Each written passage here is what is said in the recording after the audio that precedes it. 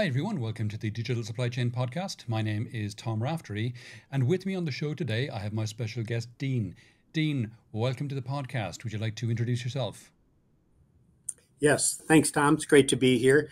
Dean Alms. I am Chief Product Officer for Aravo, and we are a third-party risk management company. I have been in enterprise software now for over 25 years, predominantly working with employee-facing solutions, and certainly employee-facing solutions have had its fair share of risk. Now I've moved over to Aravo, where I'm really looking at risk from a supply chain perspective. Okay, and what kind of risk are we talking about, Dean?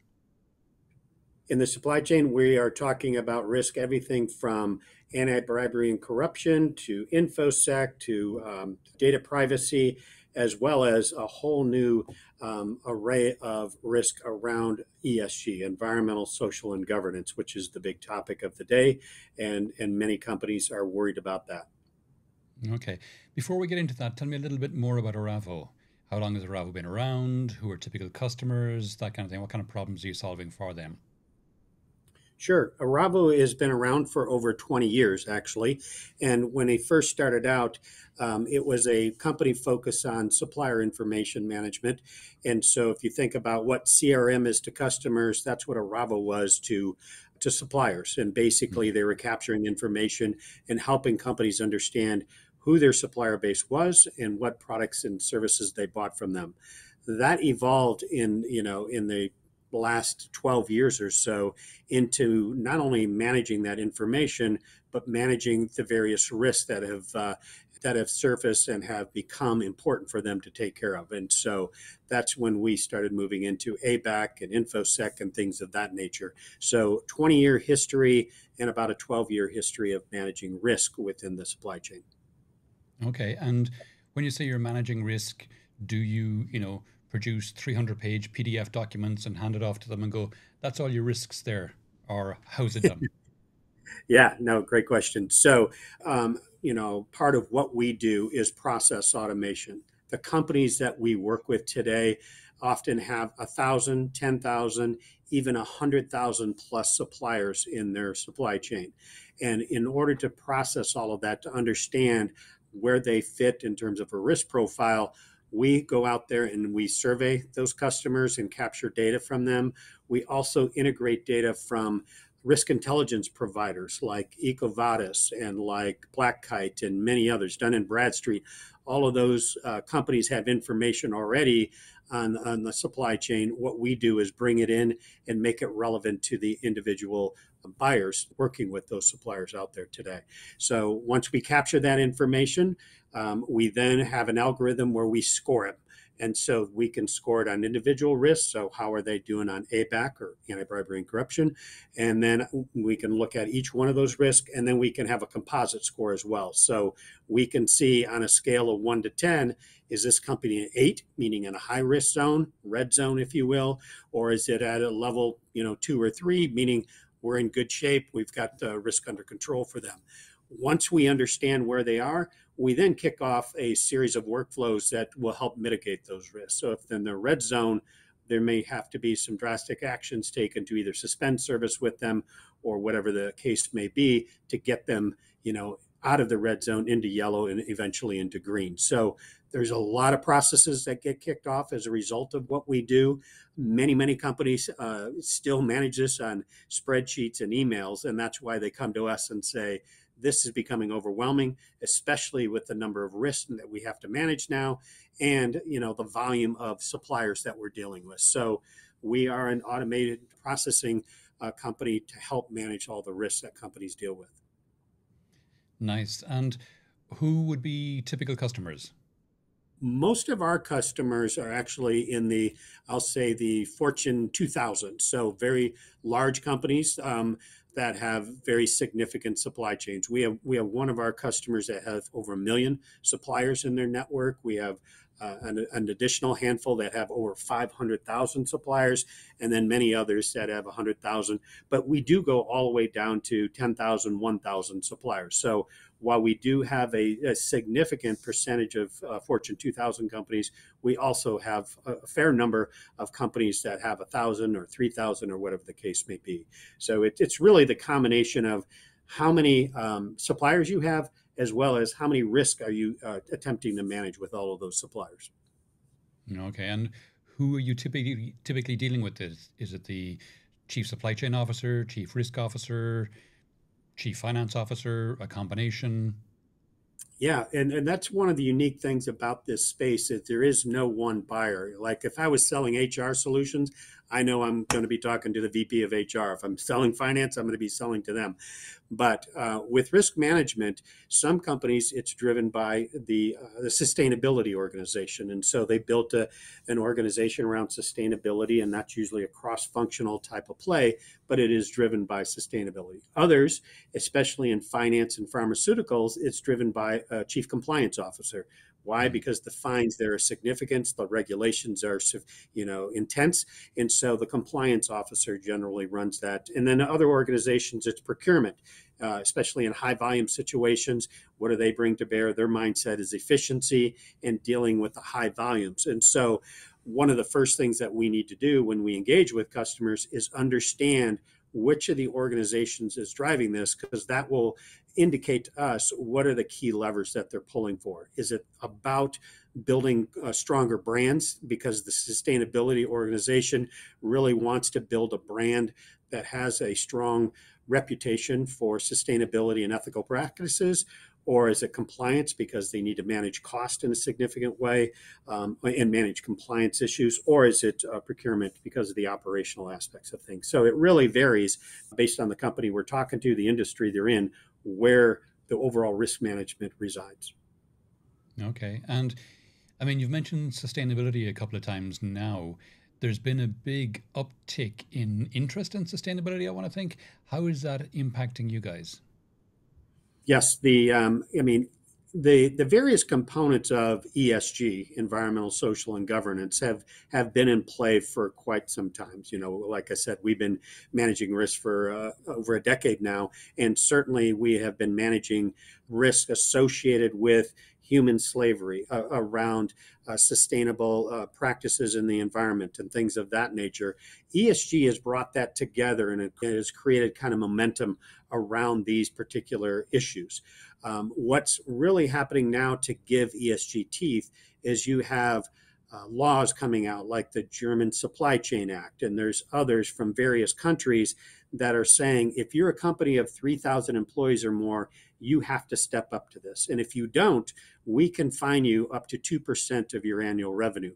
And we will cut all government contracts from you for the next 3 years. So it's really getting teeth now, and companies have to pay attention to it like never before. For us, that means we need to expand the portfolio of risks that we manage. So we've gone from the ABACs and the InfoSec and the data privacy, and now we have an additional, I believe, 16 different risks that fall under the category of ESG. Wow. And how do you measure those?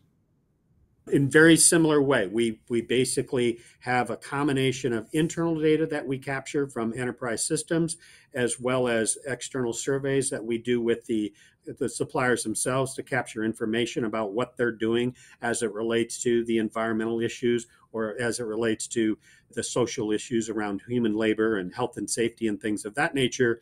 And then increasingly, we can rely on risk intelligence providers that capture that information automatically, and we can feed all three of those sources of information. And then once again, we score that risk on a scale of 1 to 10. Where does that company reside across these various risk domains?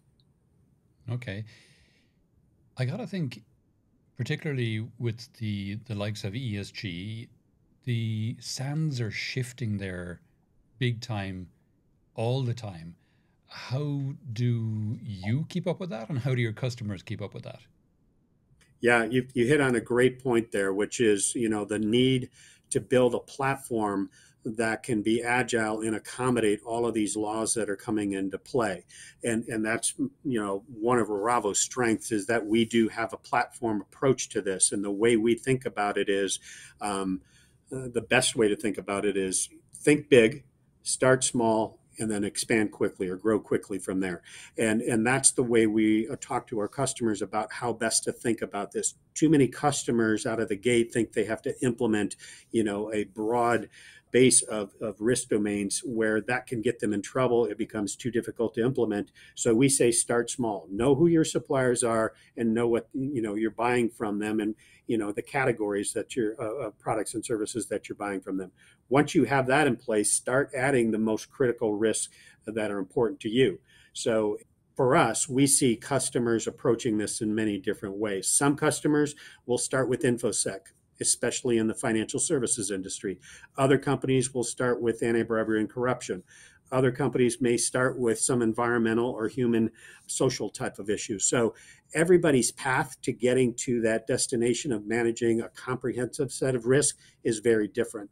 And so we say, think big, start small, and grow fast, and prioritize, which risk domains that you want to take on. And we provide a platform to do that. So as you add risk, you continue to get more and more visibility across those. And as new laws come into play, you need to provide reporting, and you need to quarterly reporting and things of that nature. So we feed those reporting systems so that your finance department can push that out, just like they push out financial records on a quarterly basis. Increasingly, they're going to have to push out this ESG type of information. That's what the German Supply Act demands, which is basically I need on a quarterly basis to report on how I'm doing against all these various risks. And what's really important is that you don't neglect, because one company could be fine because maybe there is one of their suppliers breaks down and doesn't live up to environmental needs, whether it's water management or waste management or climate reporting or whatever the case may be. And as long as they're doing due diligence and they're actively managing that, then they're going to be fined at one level. If you totally ignore it, your fines can, quadruple in numbers. So instead of paying $1 million, you may end up paying $5 or $6 million. That's why it's so important to put these programs in place and demonstrate that you are actively, managing your risk in the environment today. Okay. And when you say start small and work up from there, how do companies prioritize where to start? Because what if you start on an InfoSec program and suddenly you get caught by the German Due Diligence Act because you've, something in your supply chain you weren't aware of? Sure. Yeah. And that's why, the priority piece is important. And none of these laws should be a surprise to companies if they're paying attention at all to their risk domain. They give them time to accommodate it. So for 2023, you have to have 3,000 or more employees to be impacted by the laws and start reporting and managing that risk. If you have over 1,000 employees, that will kick in 2024. So there is time, granted to these. And as long as the government and the agencies see that you're taking proactive steps to manage this risk, they're going to be understanding. And this is a long-term play, and companies need to move in this direction. And it's all for the right reasons, right? They're using the buying power of these large companies to impact how environmental and social issues are being addressed, and it'll have its impact. We're already seeing the impact.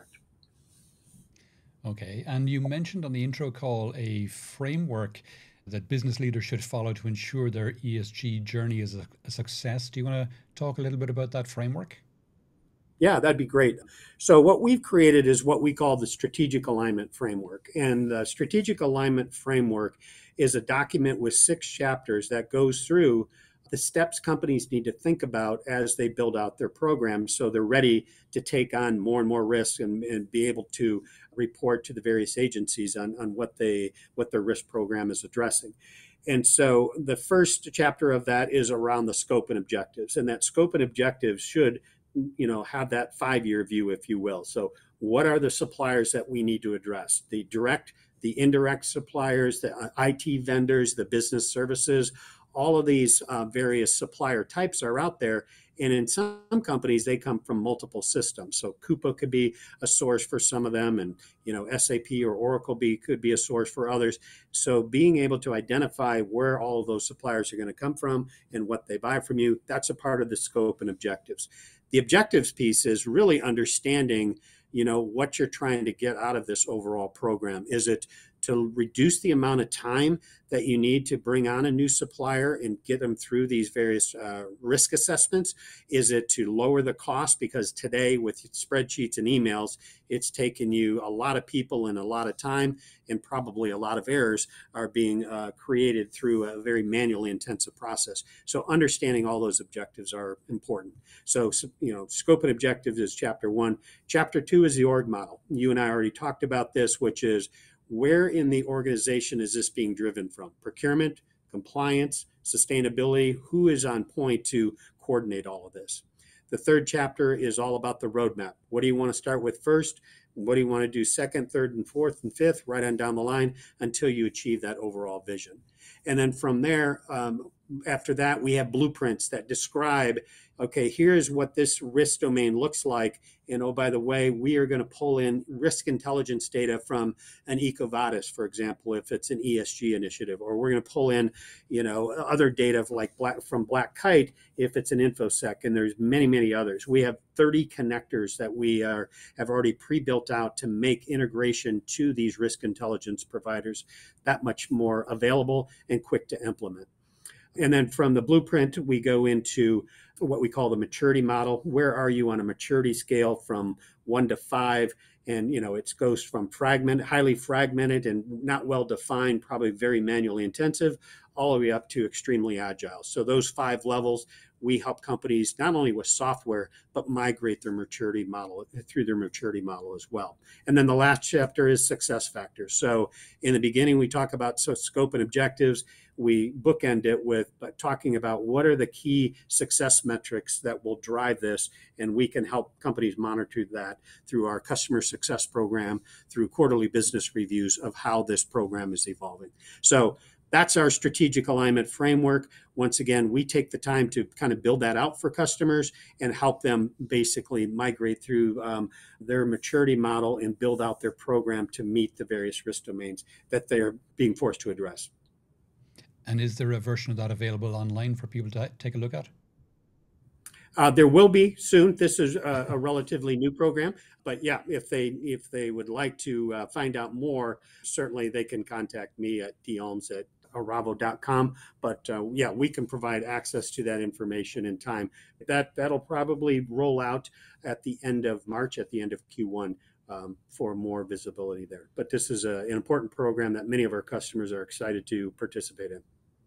Okay, cool. Do you have any customer success stories you can talk to? Customer success stories. I mean, a lot of companies don't like to bring up their name when it comes to managing risk, so I can talk about it anonymously. But yeah, we have, customers in the, consumer product goods arena that really have focused on a sustainability approach to this. So working with farmers, working with their manufacturing to make sure that they're living up to all of the business practices associated with, environmental sustainability, as well as on the social side, making sure that the human factors of safety in the workplace, providing the right level of occupational health and safety parameters, if you will, in addition to making sure there's no human slavery involved in the supply chain. So the consumer packaged goods companies, I would say, are leading the charge on those types of deals. And once again, we started small with them. We took on one of those issues even before ESG became a term, and then we started adding additional risk domains as they progressed. And now it's expanded for some companies to 5, 6, 10 different risk domains that we'll be managing on their behalf.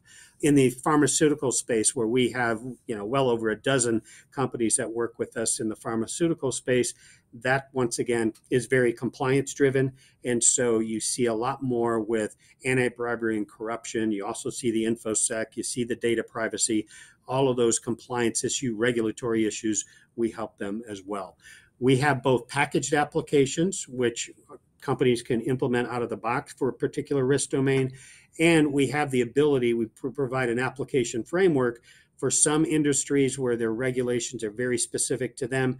They can take our framework and build out risk domains specifically for their needs as well. And the combination of them, we can give visibility in whether or not they built them themselves or whether they deployed package solution. We can give them common visibility across the board there. Okay, and where to next for Aravo? What's your plans for the next 5, 10, 50 years? Well, if the current wins are any indication, the regulatory agencies are going to keep us busy with more and more regulatory demands and things of that nature. I believe, we are at 1,250 and counting regulatory agencies that are producing various types of laws and principles that companies need to live up to. And so staying on top of that and making sure companies, depending on where they operate in the world, can comply with those laws are very important. But really, part of Aravo's future is really just managing that extended enterprise. And it's not just risk, but it's performance. Are they living up to their contracts, these various suppliers out there? And there's other extended enterprise issues, such as contracts management, companies that you may buy multiple products from. So the complexity of managing an extended enterprise will continue to increase. So we will stay busy for a long time ourselves, helping companies manage their extended enterprise, with risk management being the primary drivers today. Cool. And we're coming, I guess, now, Dean, towards the end of the podcast. Is there any question that I haven't asked that you wish I had, or any aspect of this we haven't covered that you think it's important for people to be aware of? Yeah, I think, one of the things that, we like to talk about is, in this world where for the longest time now, when procurement operated, they looked at product, meaning goods or services, and price.